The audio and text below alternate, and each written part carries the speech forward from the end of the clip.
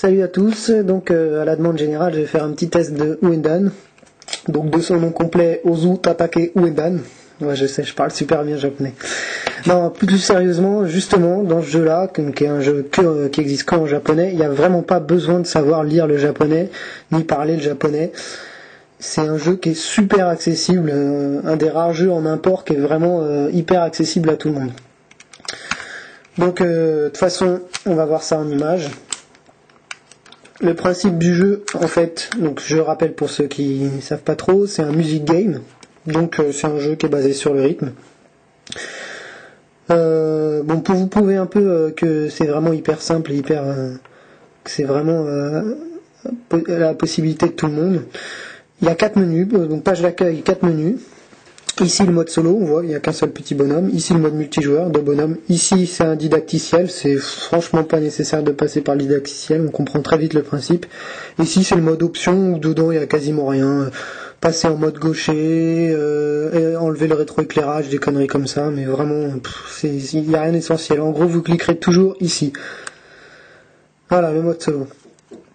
Après le mode solo, on a 4 menus qui correspondent à la difficulté. Donc ici on voit une flamme, mode facile, mode moyen, mode difficile et mode hardcore on va dire. Donc nous on va passer en mode difficile.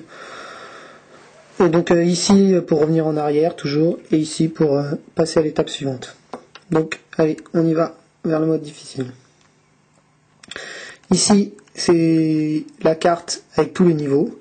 Chaque tête que vous voyez correspond à un niveau, donc correspond à une chanson. Je vais rapprocher un peu la caméra. Je vais enlever ça, vous verrez mieux je pense. Donc chaque tête correspond à un niveau. Par exemple, lui c'est un niveau, vous voyez, lui c'est un niveau. On va prendre un pas trop dur parce que dans la position où je suis, c'est franchement pas facile de jouer. On va prendre lui. En espérant que ça aille, parce que je vous dis j'ai vraiment une sale pause. Donc à chaque début de partie, vous avez le droit à une petite cinématique, comme celle-là. Bien marrante. Même sans parler le japonais, on comprend rapidement l'histoire et on se marre bien.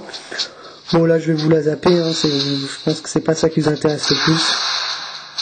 Donc je zappe avec la petite flèche qu'il y a là. J'espère que vous entendrez bien le son. Donc je vais me focaliser, une fois que le jeu va vraiment commencer, je vais me focaliser sur l'écran du bas parce que faut avouer que tout joue sur l'écran du bas, l'écran du haut sert pas à grand chose. Donc voilà, je me rapproche et espérons que je vais réussir à jouer.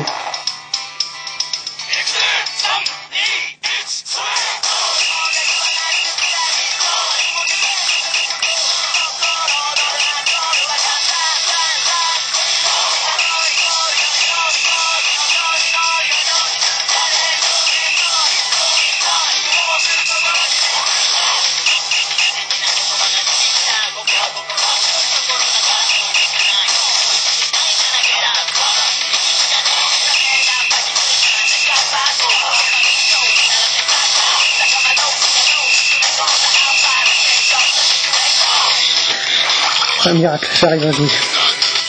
Donc vous avez pu comprendre peut-être vite fait le principe. En gros, il faut appuyer dans les bulles en rythme. Autour des bulles, il y a un cercle qui se rétrécit et qui arrive au même diamètre que le cercle en question, pile dans le rythme en gros, donc il faut être dans le rythme.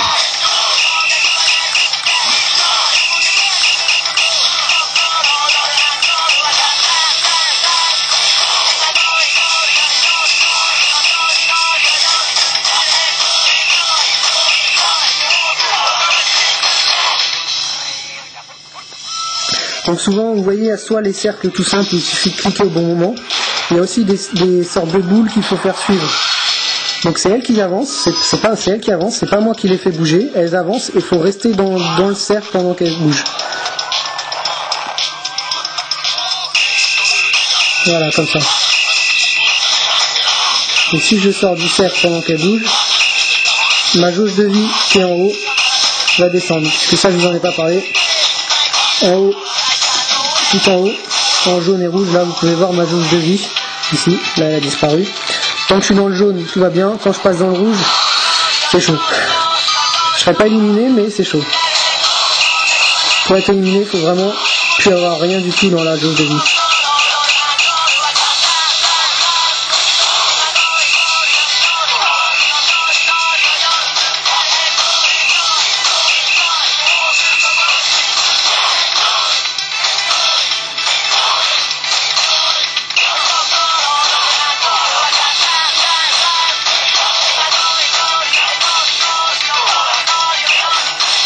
Et donc là, ça c'est un autre truc, c'est un autre délire, faut vite le faire tourner pour monter tout en haut. Si on n'arrive pas à temps, c'est pareil, ça fait chuter la jauge de vie. Donc souvent c'est en fin de niveau. Si on n'y arrive pas juste à la fin du niveau et qu'on était limite, on perd pour une connerie. Donc voilà, là je vous ai présenté un niveau. Entre parenthèses, c'est vraiment un miracle que j'ai réussi à jouer. Donc là, il va me proposer les statistiques de la partie. Pas une bien méchant. Voilà. Donc vous avez vu un peu le principe. Donc là, on était en mode difficile. Donc il y a le mode hardcore, je vous montre même pas. Le mode hardcore, ce qui change, c'est que les cercles apparaissent beaucoup plus tard. Donc on a moins le temps de réagir. Et en plus, je crois que les cercles sont plus petits. Donc c'est beaucoup plus chaud.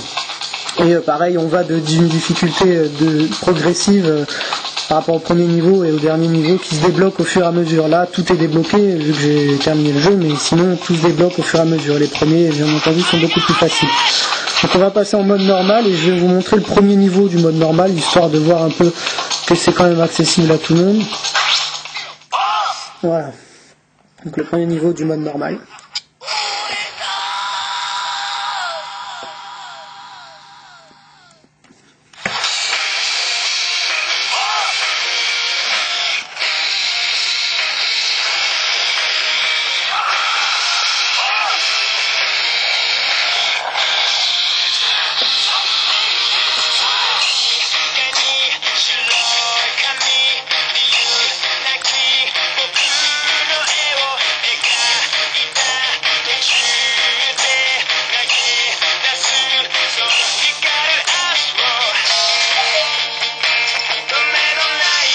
Voilà, bon je vais pas vous le faire entier, vous avez vu que le premier niveau c'est très très facile.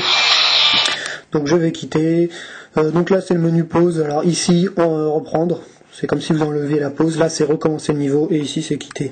C'est vraiment pas compliqué. Donc voilà, vous avez vu un peu le principe de Windan. Donc il y a aussi un mode multijoueur Wi-Fi, un mode multijoueur tout simple. Donc pas en réseau quoi. Où on peut faire soit chacun dans la même équipe, où on prend progressivement chacun son tour la main, ou aussi jouer en même temps, et quand on fait des combos, en fait, plus on assure, plus on envoie des difficultés à l'autre, je crois que c'est des vibrations, ou c'est un truc comme ça, enfin ça fait bouger l'écran. Je me rappelle plus, j'ai joué qu'une fois, donc... Mais vraiment c'est un jeu qui vaut le coup, je vous le conseille, franchement c'est un truc scotchant. En plus, donc je vous dis, il n'y a pas besoin de savoir parler japonais.